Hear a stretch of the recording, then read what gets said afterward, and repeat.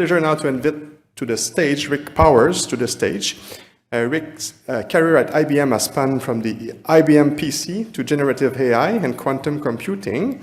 An incurable volunteer, he believes in giving back to the community. When he's not globe-trotting, Rick and his family call Halifax home. After Rick's message, I'll return to introduce our next three speakers, so please join me in warmly welcoming Rick Power.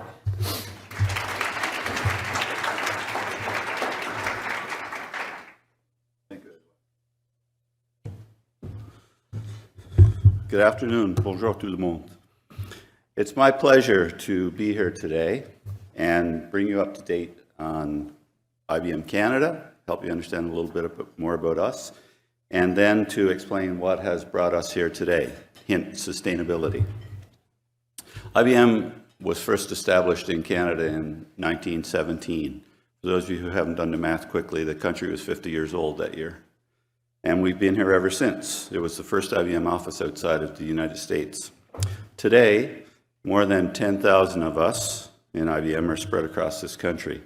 Many of us work on traditional IT projects that you'd probably recognize. Our focal areas these days are hybrid cloud computing and artificial intelligence, for example. But I want to tell you today about a lot of other Canadian IBMers who spend their days working with tomorrow's technologies. IBM happens to have, not very many people would guess this, the largest software development lab in this country. We have over almost 3,000 people in our software development lab, which is largely in Toronto, but also in parts of Quebec and New Brunswick. Its primary focus for some years now has been on the leading edge of artificial intelligence, things like building foundation models and, importantly, handling the data and governance issues that follow those models. Next up, 1 hour from Montreal, in the town of Bromont, you can find IBM's largest semiconductor assembly plant and testing facility anywhere in the world. Again, not very well known. And just this September, in a major turning point for innovation in Canada, leaders from across Quebec, the gouvernement, and IBM came together in Bromont for the unveiling of the first IBM Quantum System 1 machine in Canada, which we have dedicated to research into sustainability issues. There are 6 of them worldwide, and they each have their own mission. Canada's is sustainability. I'll use that as a segue, because I want to speak now to how sustainability is also front and center in IBM's corporate and social responsibility programs, one of which I want to introduce to you now. The IBM Sustainability Accelerator, as we call this program, is now in its 3rd year. Our commitment in that program is to help those populations most vulnerable to environmental threats. And here's how the program works. Each spring, IBM selects a new sustainability theme and invites not-for-profit organizations and universities to submit proposals for a 2-year project with that theme in mind. This year's theme was water management, and just before COP28, in conjunction with that, we announced the winners. Sustainable agriculture and clean energy are the themes from previous years.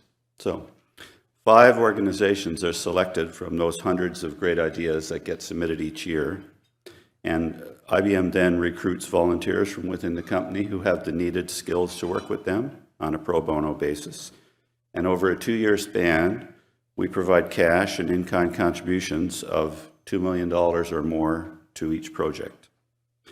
Now, the 5 groups chosen in the 2022 Clean Energy cohort are now just over 1 year into their projects. I missed one slide. I'll make sure I don't miss the next one. They are in Africa and Asia working with clean energy usage options in Egypt, doing energy modeling and implementation, planning in Japan, building an energy needs model for urban areas in Kenya and India, and forecasting energy access to guide planning in 20 sub-Saharan countries.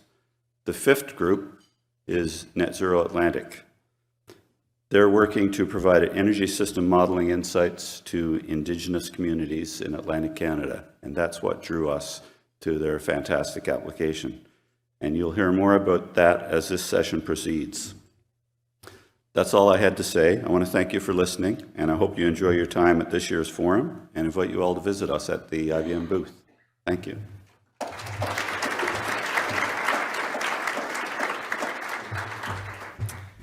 Thank you, Rick, and thank you again to IBM for their sponsorship. Now it's my pleasure to welcome to the stage, and I'll ask all three panelists to come join me. So we have Anna Kandut, Natasha Reed, and Vincent Côté. So Anna will be starting and presenting. Anna is the director of 4040 Megaton dashboard at the Canadian Climate Institute. She will introduce us to the CCI 440 Megaton dashboard, a pivotal tool in understanding and navigating climate target. Then we'll move on with Natasha Reed from the Building Decarbonization Alliance, where she serves as a Director of Analytics and Insights.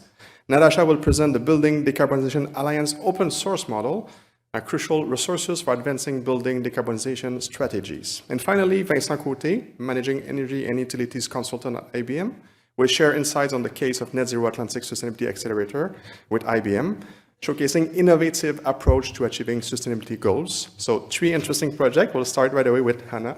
Welcome, Hannah.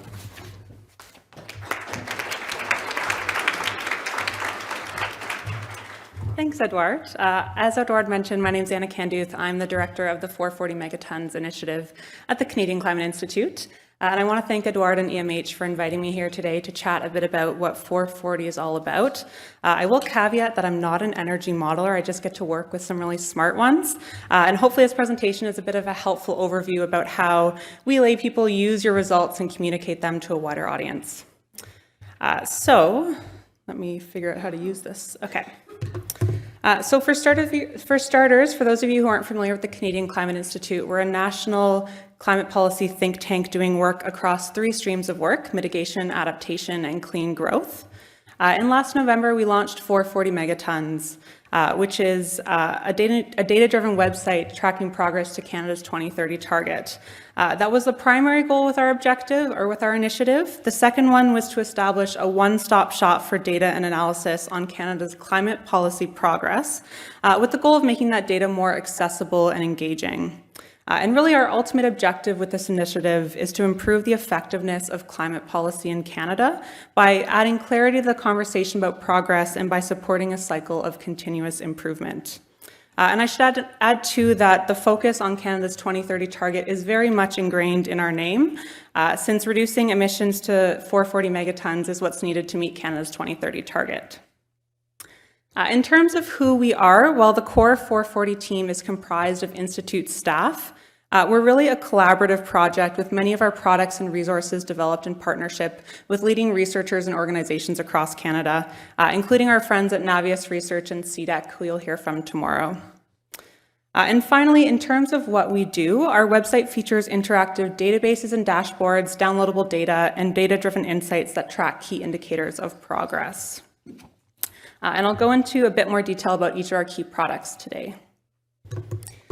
So I'll start with our foundational piece of work, which is our emissions pathway tracker. So this tracker is an interactive dashboard that lets users trace historical and projected emissions to 2030 and 2050 for Canada, but also on a sector-by-sector basis.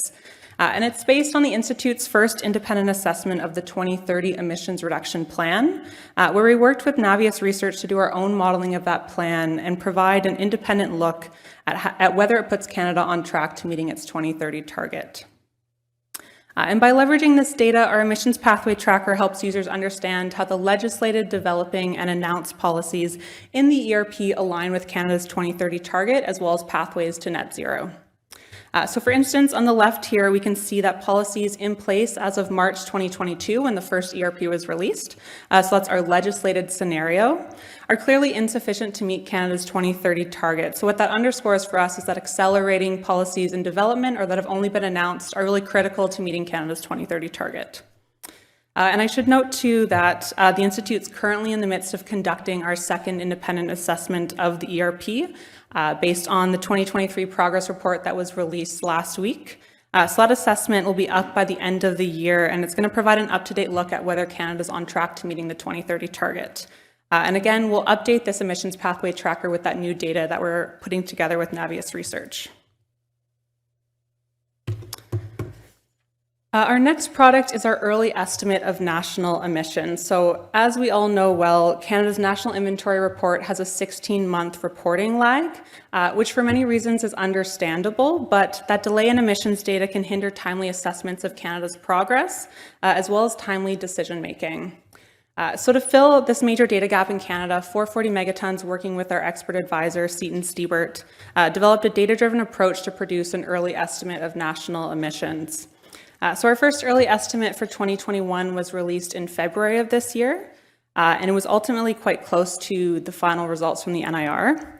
And our second early estimate for 2022 was released in September, and that's what you can see on the slide here. So this is how the early estimate looks on our website. So at a very high level, our early estimate for 2022 shows that emissions last year were 2.1% higher than 2021 levels, but 6.5% below 2005 levels. And then digging deeper, we found that rising emissions from the oil and gas and building sector are undercutting progress in other sectors, notably electricity, and that ultimately emissions are not falling fast enough to bring Canada in line with the 2030 target. So moving forward, we're going to continue to release our early estimate in September of every year, so about 7 or 8 months ahead of the official NIR publication. On the website, we also have a searchable database to help track climate policies in Canada and provide a one-stop shop for users looking to understand what policies have been implemented or announced across different regions and across different sectors. So as it stands now, the database includes about 500 policies at the federal, provincial, and territorial levels, and it includes data about policy type, implementation status, and coverage, among other dimensions. And it's also updated as new information that is announced. So when we have new federal, provincial budgets, fall economic statements, or other policy announcements. And the database as it stands today is the first stage in a longer-term research project that's being led by our colleague Jennifer Winter at the University of Calgary, who's working with a group of academics to look to develop a tool to better measure policy stringency and coverage across Canada. We also have a database tracking corporate climate commitments for the top 60 companies on the TSX, so recognizing that companies do have an important role to play in achieving Canada's climate targets. So this piece may be a little bit less relevant for you folks as energy modelers, but I wanted to highlight it in case you're interested in what the private sector is up to.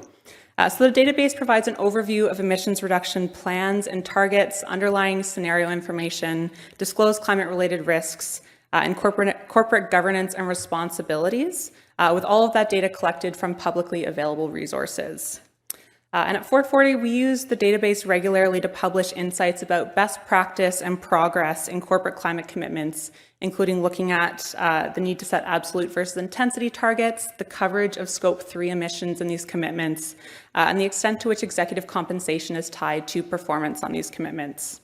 And this database as well is updated on an annual basis at minimum, with the most recent update coming in August of this year. And then finally, we also publish regular data-driven insights on our website. So since launching last year, we've published dozens of insights exploring dimensions of Canada's pathway to 2030 and 2050. So some topics that we've explored include the benefits and the role of electrification, as shown here, progress on leading indicators like heat pump adoption, EV uptake, investment trends, and infrastructure build-out, as well as some deeper dives, including most recently a look at the role of different solutions in decarbonizing the oil and gas sector. So that's all I had for you folks today. Before I close, I'll just say that we are just year one into this project, so it's still early days, and we continue to branch out and explore new topics and products to publish on the website. So I really encourage you folks, if you have ideas about what might be useful for 440 to highlight or to do, to come talk to me after. So thanks very much.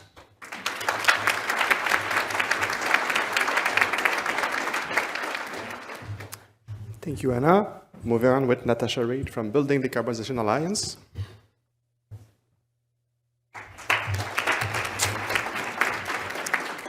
Okay, hi everyone. It's a pleasure to be here with you today in Ottawa. My name is Natasha. I'm here at the Building Decarbonization Alliance, or the BDA. And we'd just like to thank Edouard and the Energy Modeling Hub for inviting us to come here today to be with you. Edouard asked me this morning if I was ready for my show. So if I have any time left over in the 10 minutes, I'll do my dance, but we'll see. So today we're very excited because we're introducing a model that we've been working on. So I'm going to be talking today about the BDA open source model.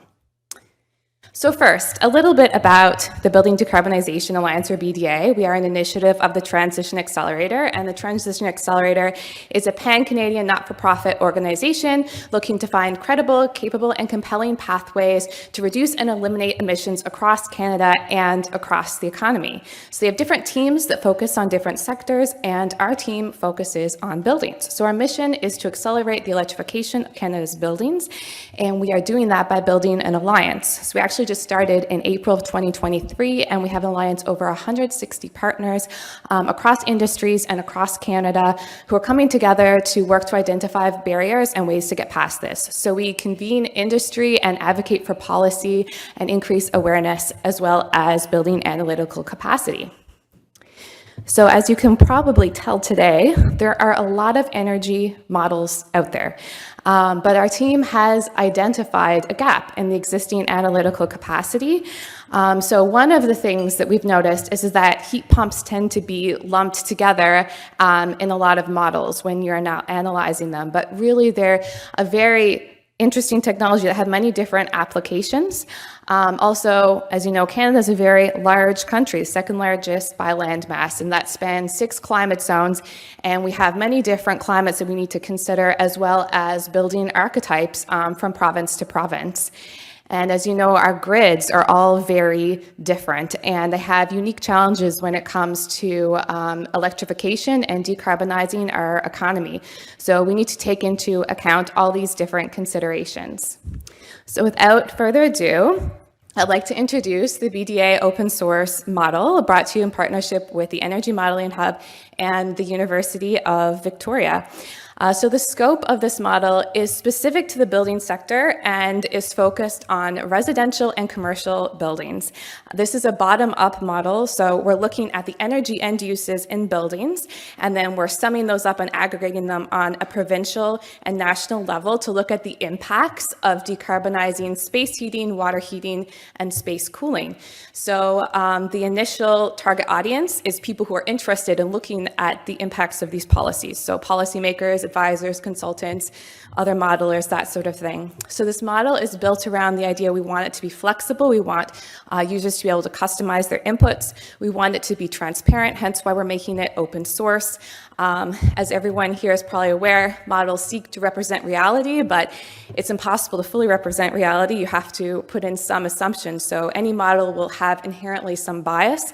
The idea of making open source is to reduce that bias and really invite collaboration to develop a tool that's as close to reality as we can make it. We also want it to be fast and powerful, collaborative, agile. This is not a static model. It will evolve with time as new data sets appear, and also it will evolve with the needs of industry. And we want it to be free and accessible. So the flow diagram is we have 2 core modules. We have the stock module and the system module. So we can take into account a lot of the regional variation here when you look at climate data, existing archetypes, grid emissions factors, fuel rates, electricity rates, and it generates output tables. And these tables are generated on both provincial and national levels for the commercial and residential sector. So these are some of the output variables that our model calculates. So we have equipment count, cost, GHG emissions, energy consumption, peak demand, load profile.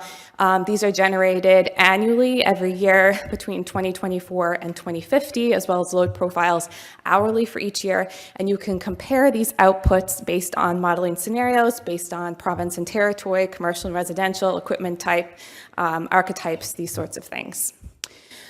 So as I mentioned, we want customers to be able to customize their input scenarios, so they can select what year they would like to initiate a certain policy to start, for example, maybe a fossil fuel phase out, and then they can define if they want this to apply to just residential or just commercial, just new construction or all existing buildings.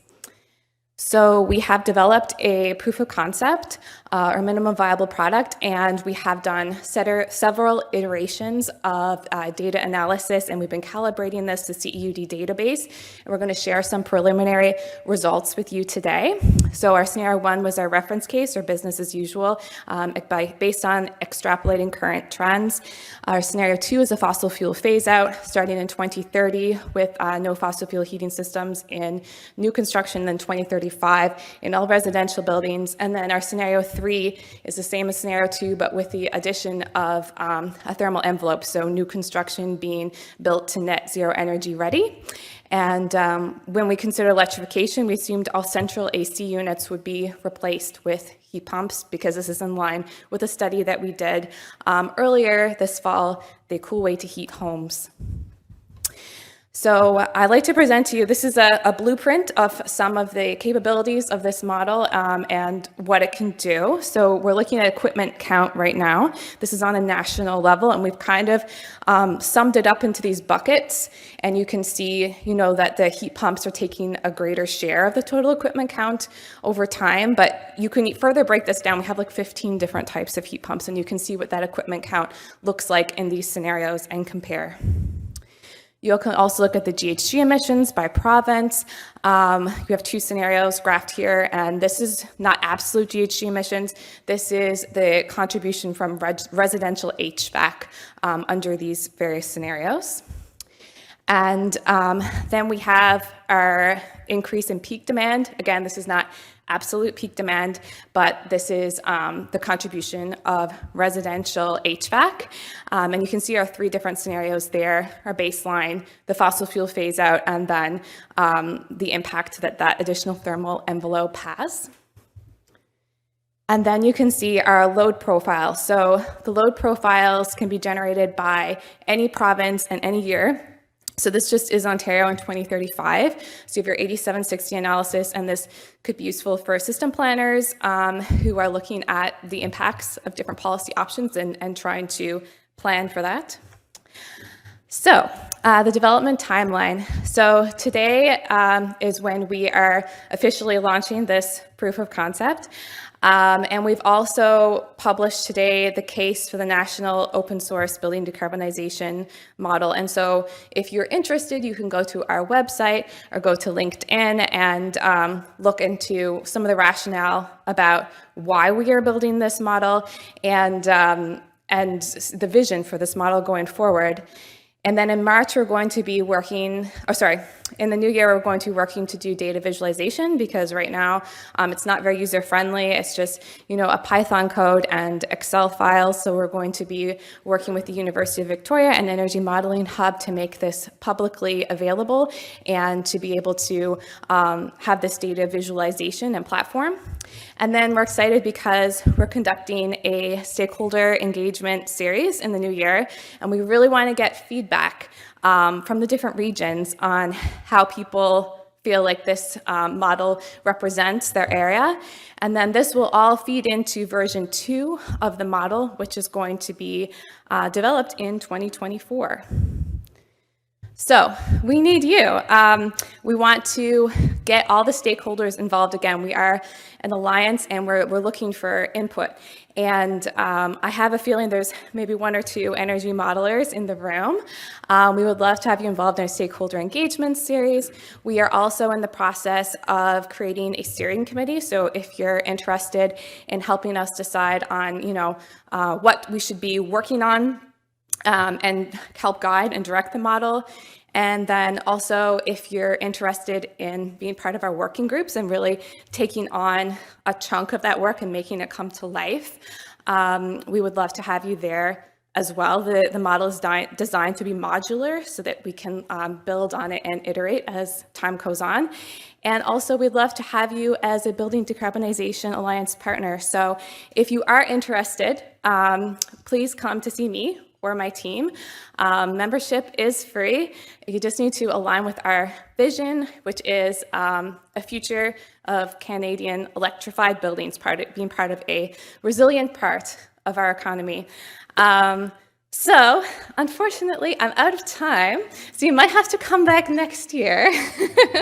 But thank you, everyone, for your attention, and I hope you enjoy the rest of the conference.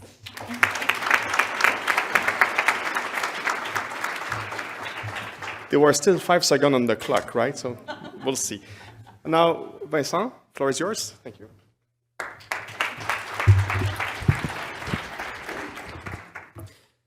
Thank you very much. And I'd like to thank André for the land recognition earlier. I'd like to echo the same sentiment and respect for Indigenous communities. So I'm going to be talking today about our project with the Sustainability Accelerator to make energy modeling more accessible, especially for Indigenous communities in Nova Scotia. And we did this work, as Rick mentioned earlier, with Net Zero Atlantic over the last year. So I'm Vincent Côté, and I was the product owner on the project. And let me tell you a bit about Net Zero Atlantic to start. They're an NGO based in Halifax, Nova Scotia, doing applied research projects that enable the energy transition in Atlantic Canada by doing energy system modeling for a carbon neutral future. And they do so in collaboration with academia, governments, other NGOs, Indigenous peoples, and the like. And their goal was to make their models more accessible, especially for Indigenous stakeholders, which are a key group to take into account for the use of natural resources and to make sure that they are taking part in the transition. So we, to that effect, worked with the Unama'ki Institute of Natural Resources, or UINR, as key partners that could help us steer the product and give us ideas on how to make this better. And so let me walk you through a bit of how we conducted the project. We started with a 12-week IBM Garage sprint in which we did discovery, we did a lot of workshops, user interviews to create our persona, which I'd like to present to you. Adiola, a research analyst and Indigenous representative that cares about the use of natural resources and the collaboration and the participation of Indigenous peoples in the energy transition. The ultimate goal of this phase was to do a technical roadmap, which we used to select one idea that could see the light of day, and to prioritize these ideas against the objectives of Indigenous peoples. And so our key thing in this first phase was user centricity and creativity, which are really the core two principles of design thinking. Design thinking is a set of tools that we can use to conduct workshops and design the best solutions and ideas that can help customers and can help users. So let me stop with the blabber and just get on with what the tool actually looks like. So the tool is used, it's a simple tool that allows folks to interact with the ACES model more easily. Really 3 simple steps. They can select parameters. So for instance, they might be inspired by a scenario with medium vehicle electrification, high building electrification and energy efficiency, an unconstrained maximum onshore wind build out, no growth in the natural gas build out, more interregional transmission, and the federal carbon tax policy being implemented. So they can update the visualizations, which will fetch the particular combination of parameters to update the the geospatial visualizations. They can see results up to 2050, in this case, perhaps 2040.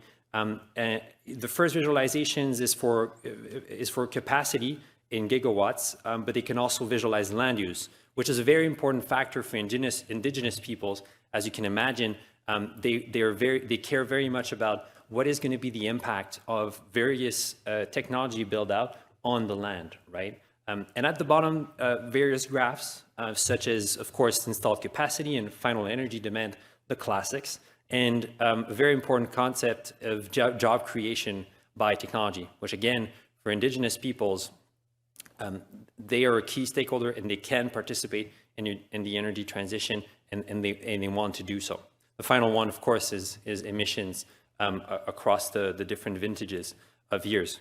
So that's the core of the platform, and they can do other fun stuff like sharing the results or downloading the database to do additional analysis in Excel and the like. And so it's a simple simple solution, as I said, that lets people interact with ACEs at the middle. If I show you how it actually looks like, so as I said, we have ACEs, the ACEs model running on the IBM CPLEX solver in the middle. In inputs,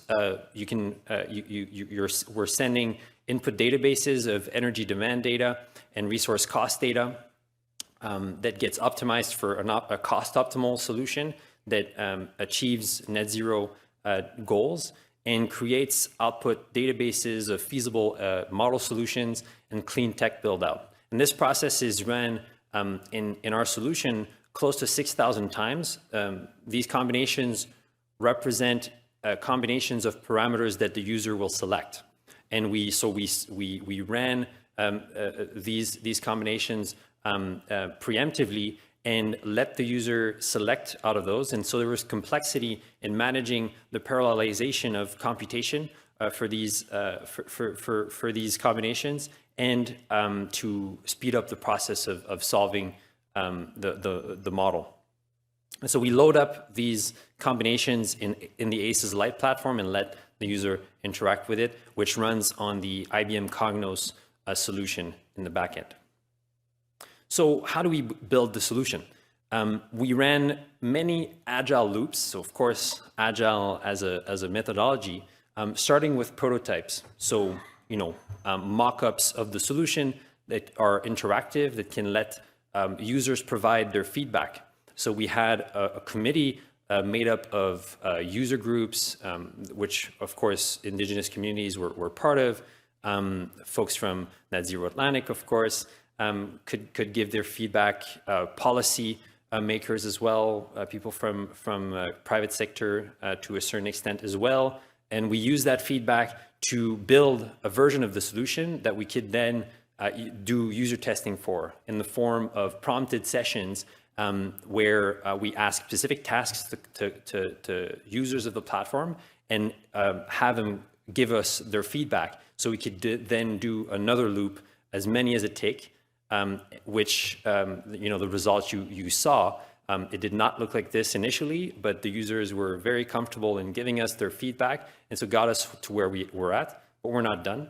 Our last user testing sessions were a couple of weeks ago, and the feedback was really good. We were quite pleased, but a few points of feedback to implement and further functionality, one being hydrogen scenarios being built in to the model, and other ideas that we are going to prioritize for our second year of the Sustainability Accelerator program in 2024 to allow us to build on to the solution.